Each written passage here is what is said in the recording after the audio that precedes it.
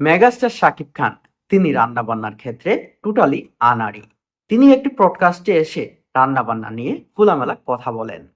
তিনি বলেছেন, আমি কোনো রান্নাই পারি না, তবে শুধু কফি আর ডিম ভাজি অনেক কষ্টে শিখেছি। তাও কফিটা হিমেল আশরাফ শিখিয়েছে, আর বাংলাদেশ থেকে একজন ভিডিও কলে শিখিয়েছে আমাকে। চার তারার গুঞ্জনে নিজের রান্নার সিক্রেট ফাঁস করলেন মেগাস্টার শাকিব। চ্যানেল আইয়ের বিশেষ অনুষ্ঠানে পূর্ণিমার সাথে আড্ডায় মেগাস্টার শাকিব খান নিজের রন্ধনশিল্পীর কথা বলতে গিয়ে চমৎকার মজাদার সিক্রেটটি শেয়ার করেন।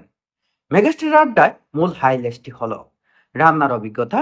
মেগাস্টার হাসতে হাসতে নিজেই স্বীকার করেন, রান্নার ব্যাপারে তিনি একদমই আনাড়ি, তবে অনেক কষ্টে শুধু ডিম বাজি আর কফি বানানো আয়ত্তে এনেছেন।